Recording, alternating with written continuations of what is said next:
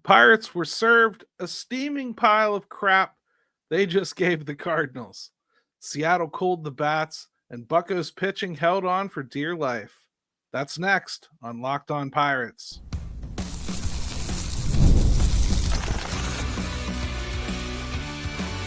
You are Locked On Pirates, your daily Pittsburgh Pirates podcast, part of the Locked On Podcast Network, your team every day.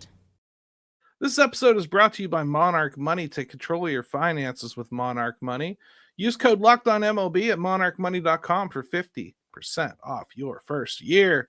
Welcome to Locked On Pirates. I'm Gary Morgan. Today, I want to obviously talk about the weekend series in Seattle, Paul Skenes being an all-star again, and the Pirates handling him as of late too. I think it's been a little bit strange, and we should definitely talk about it, along with some other odds and ends I have to get to.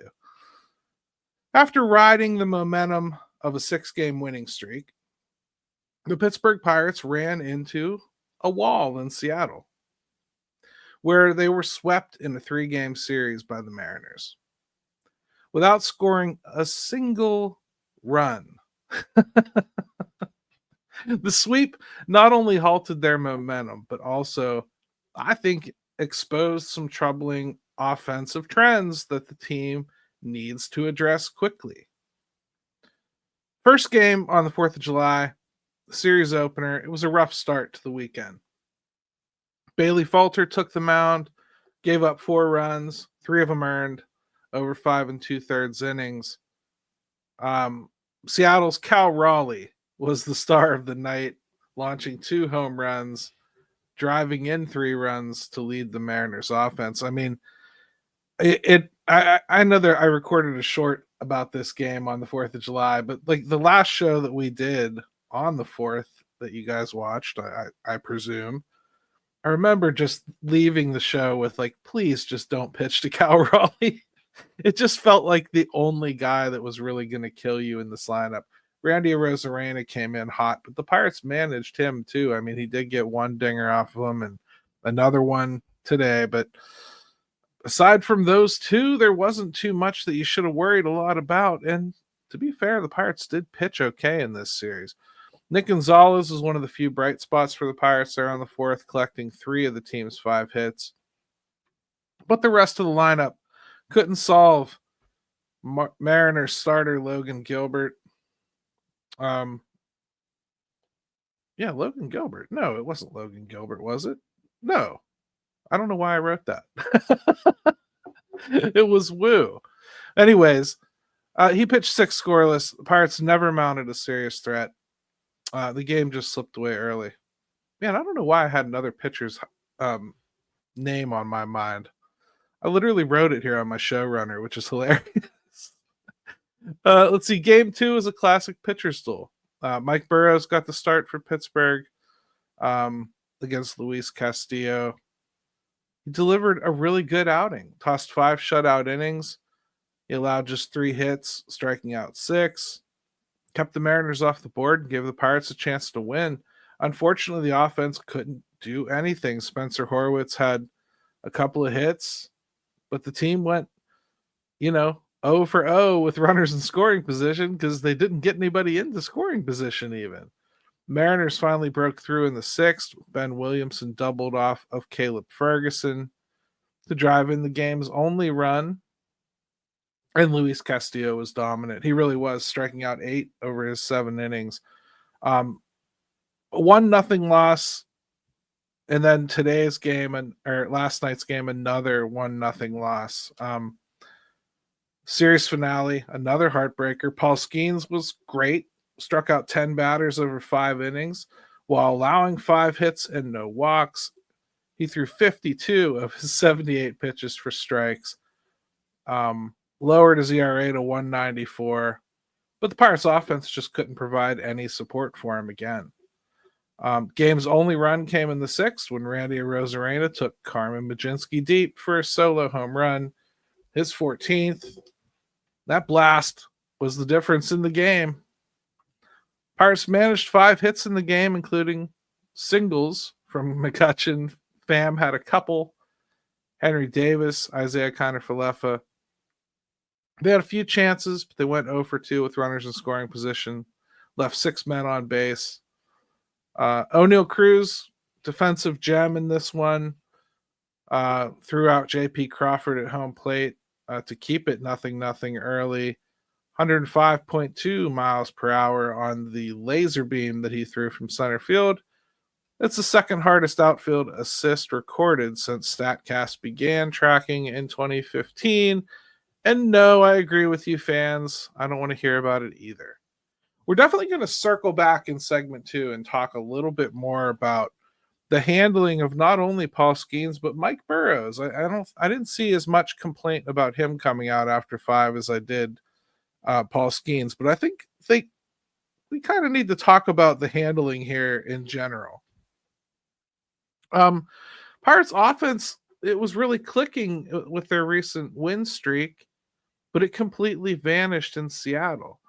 Don Kelly mentioned in the post game even that, he was a little bit concerned that the approach seemed to just dissipate. He felt like they were all taking, those consistent kind of at bats. He acknowledged that they got pitched to, but I'm glad he didn't just let the hitters off the hook, because I felt like that's what I noticed too. It wasn't just that they were being pitched to. They seemed to have a completely different approach at the plate than they did in those previous 6 games. I started calling this out on Saturday in particular because the Friday game, honestly, I didn't think that they looked as bad as the 0 runs they put up. I know they only got 5 hits, but they were hitting some balls pretty hard that were getting caught.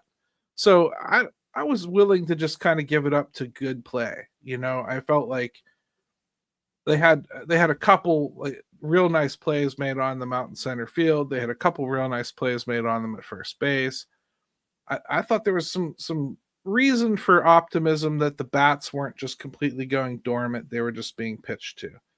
Game 2, I don't want to take anything away from Luis Castillo because he was great, and he has traditionally given the Pirates problems anyway.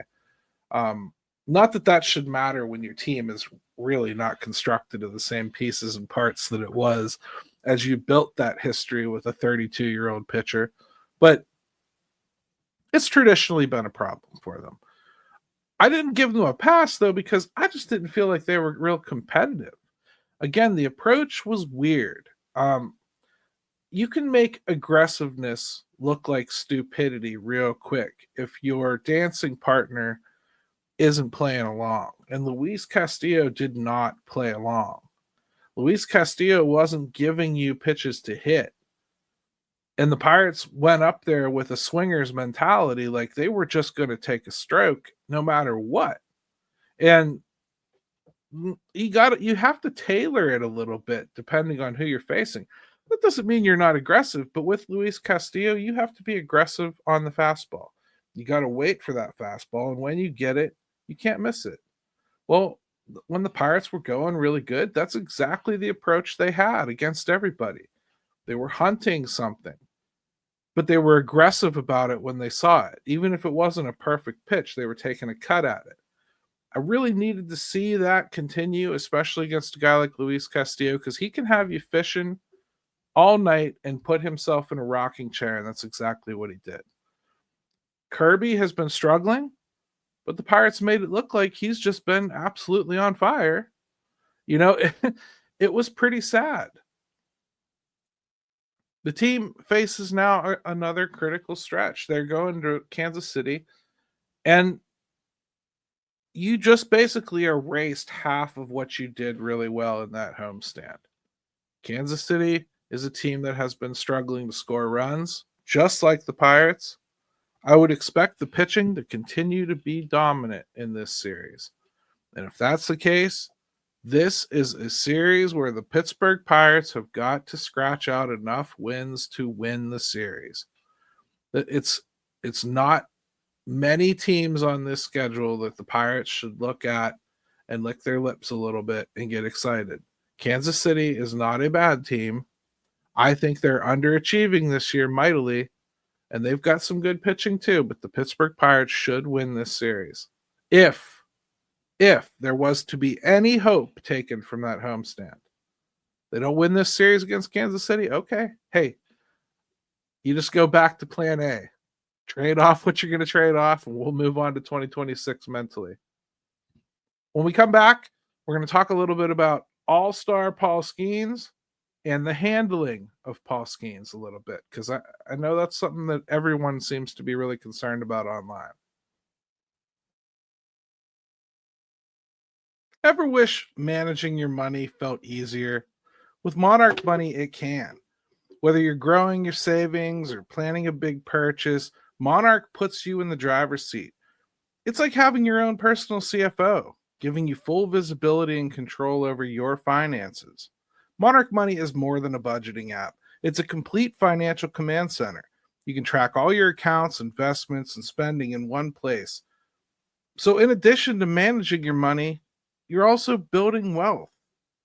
I have streaming apps coming out my backside sideways. And I used Monarch to look through all of them, and I went and attacked it and started bundling them and finding ways I could get them free from other services I was already paying for. Wound up saving a ton of money and didn't lose any service. Monarch Money's pretty sweet. Take control of your finances with Monarch Money. Use code LOCKEDONMLB at monarchmoney.com for 50% off your first year. That's monarchmoney.com, code LOCKEDONMLB for half off your first year.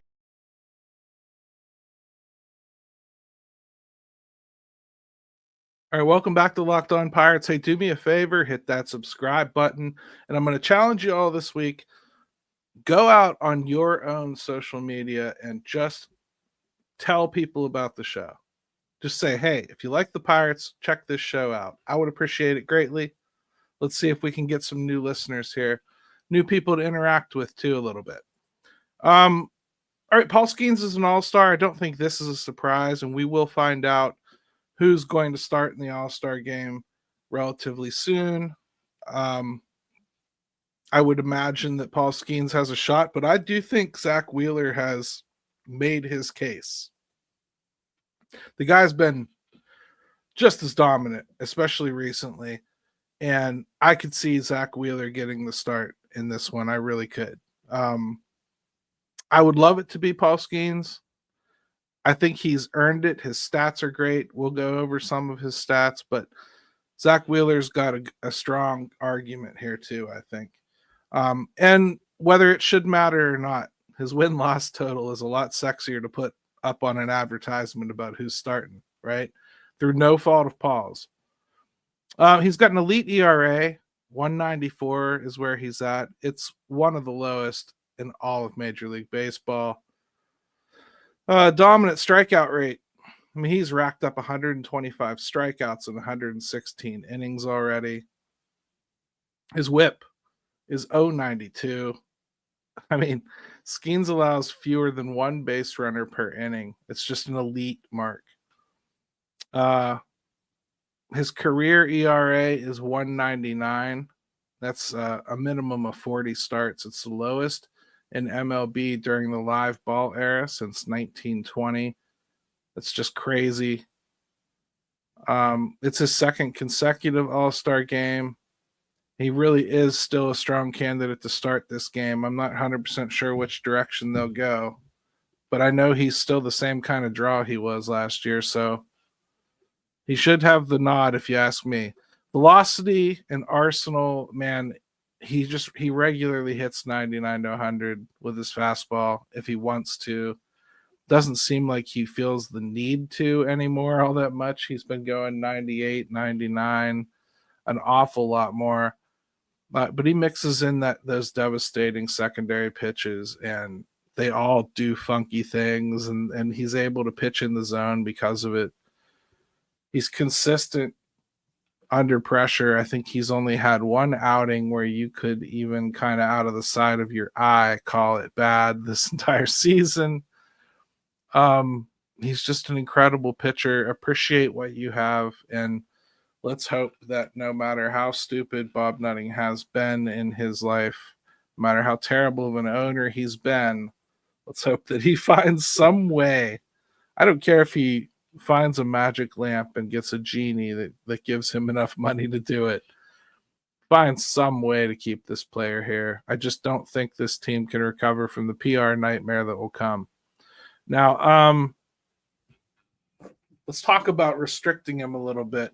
This has been going on now for 3 starts. The Pirates have been pretty vocal about what they wanted to do with him as far as slowing him down. Now, here's why. And before I say anything, this isn't a defense of what they're doing. This is an explanation of what they're doing. So take it as such, okay? This isn't like a bad talking head guy telling you to be okay with something, okay? I may sound calm about it when I say it, but I very much so don't agree with this methodology. And I still feel it's important that we state their reasons clearly because they took the time to do so. He is in the top 5 in Major League Baseball for innings so far this year. And while he stated his intention very clearly in the offseason that he wanted to get up to, I think it was 240 innings, he said, the Pirates have not endorsed such a goal.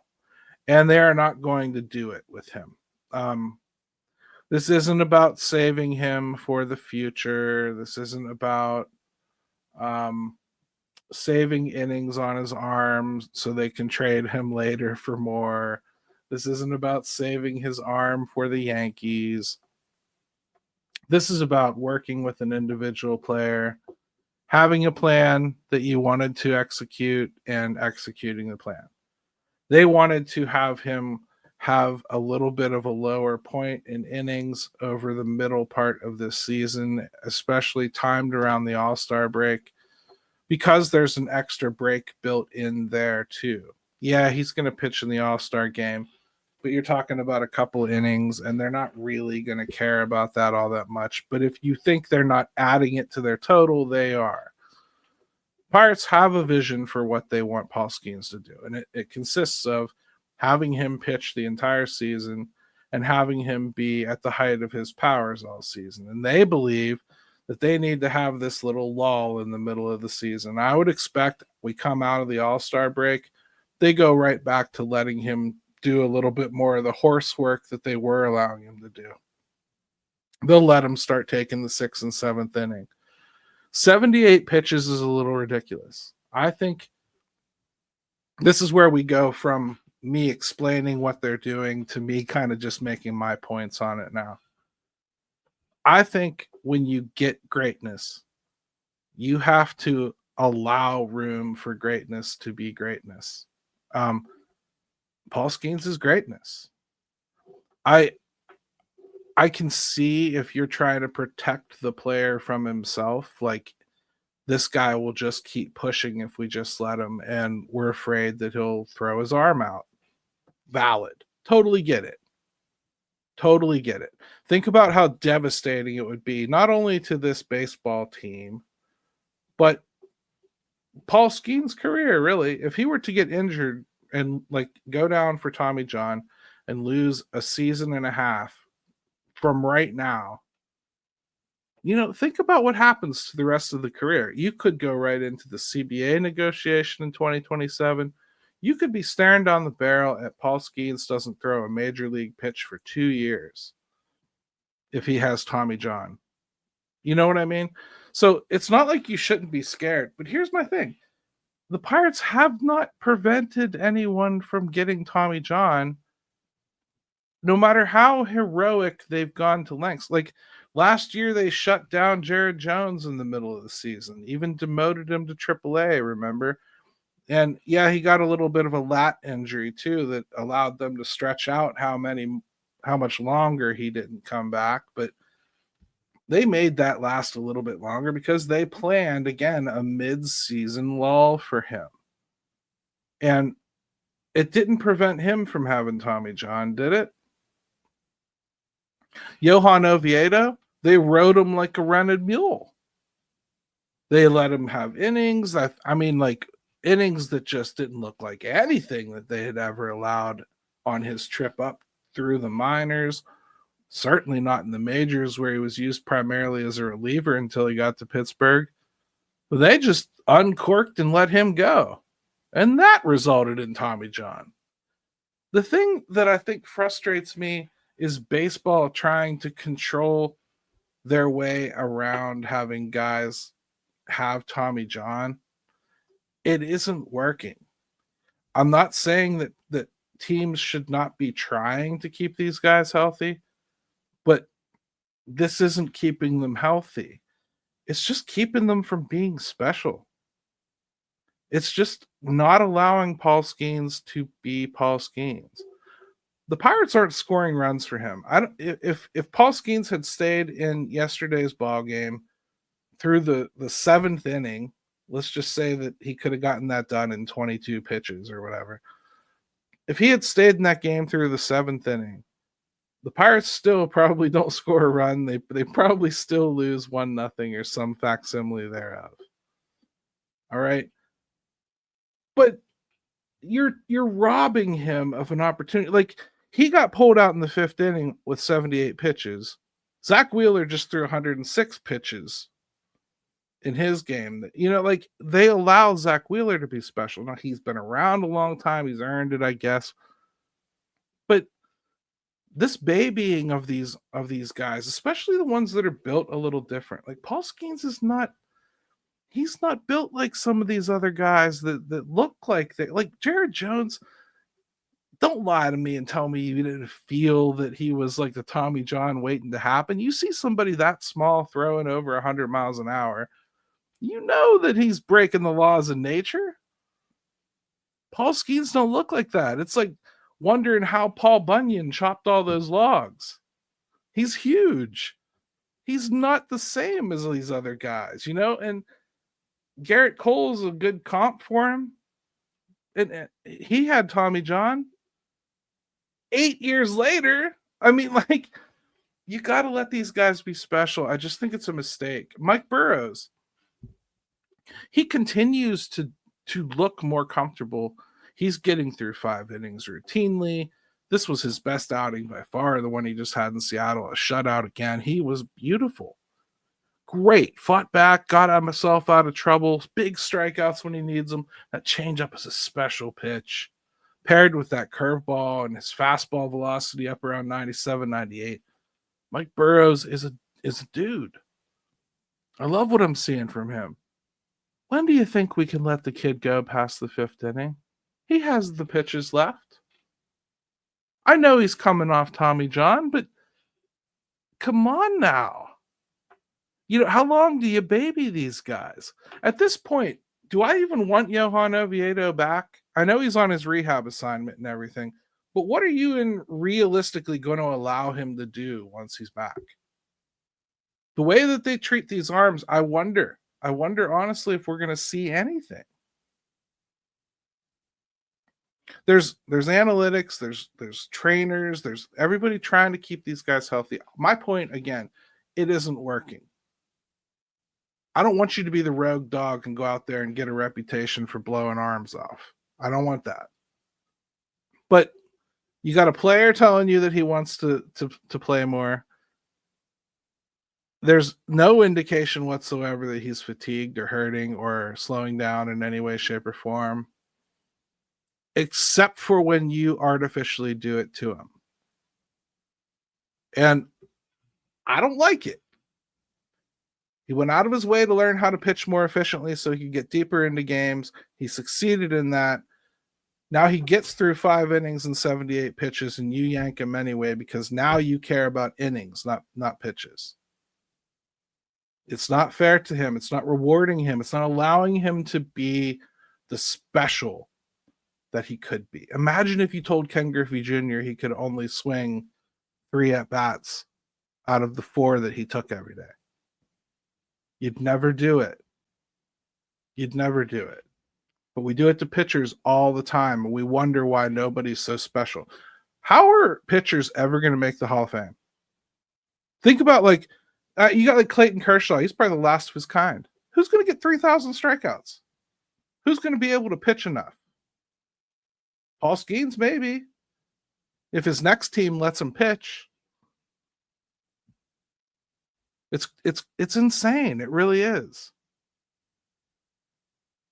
When we come right back, I want to talk about some things going on in the league. I called it odds and ends, but we're going to stick mostly around the Pirates. Just a couple things going on in the league I wanted to bring up.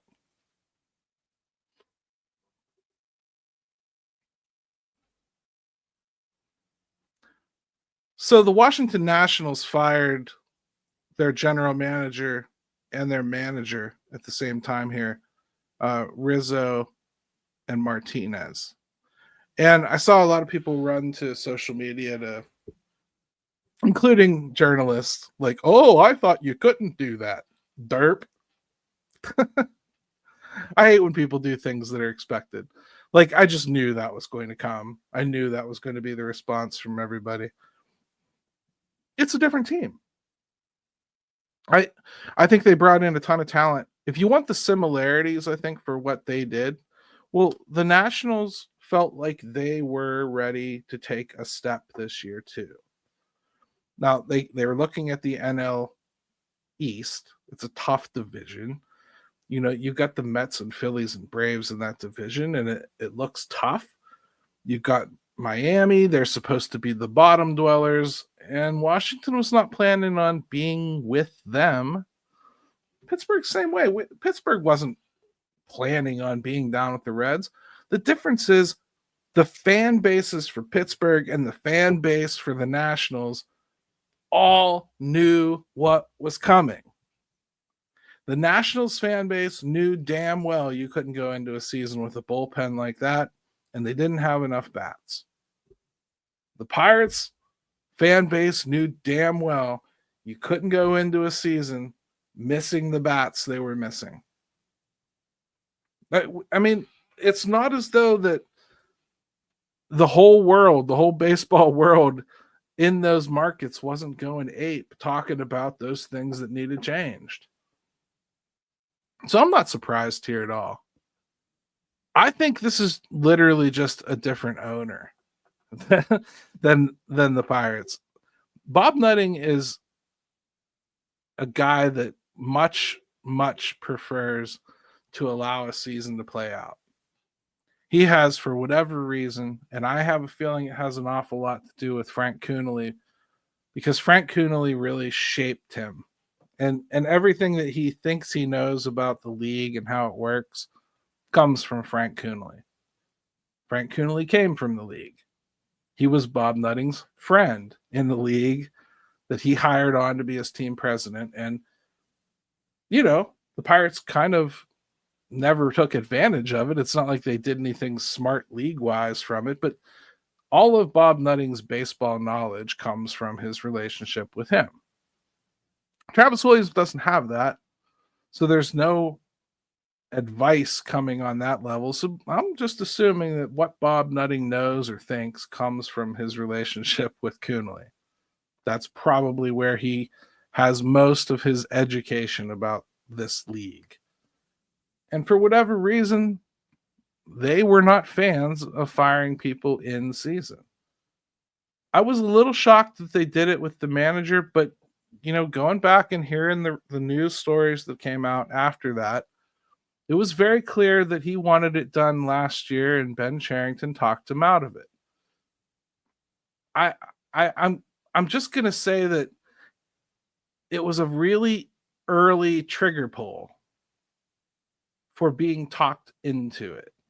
You know, if you were that close to pulling the trigger one way or another, I think that I'd prefer Bob Nutting just stand on his haunches and just say no. You know, don't give that extra year. And I think it was a positive step forward to see him move on from the manager in the middle of the season. I would have liked to have seen him do the same with the GM. We've been saying that all along.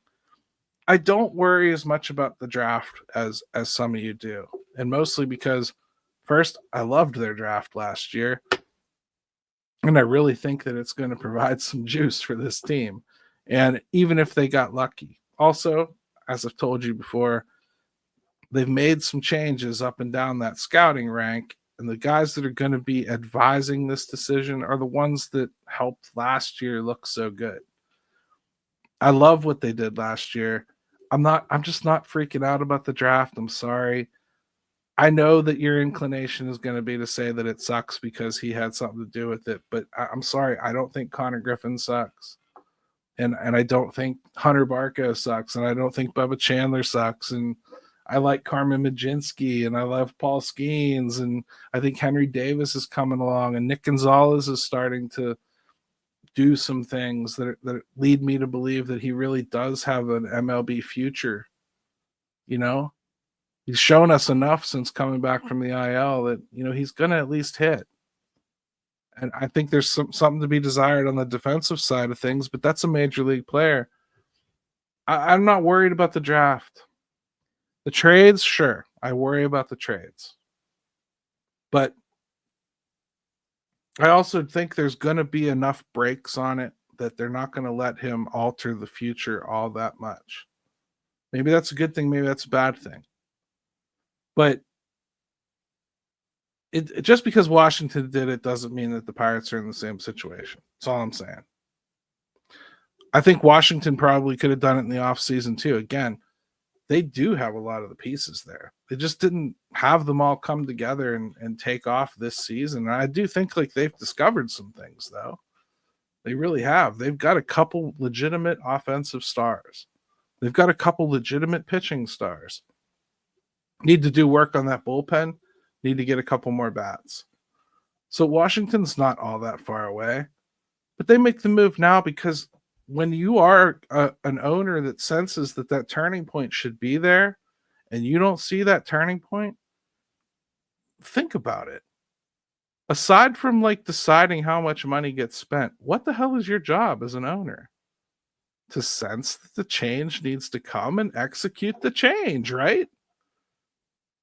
So I understand the frustration of seeing it happen somewhere else and not happen here. I guess I'm just saying, don't worry about the draft all that much. I think the draft is going to take care of itself. It's fine. They'll get that job done. Other than that, I think he's pretty much going to be like limited to the smaller end of the deal on trades. I don't think they're going to let him dismantle or build up anything too drastically. I think we're just waiting out a clock here. And that is what makes it a mistake. Because I think they could miss an opportunity this trade deadline to do something important.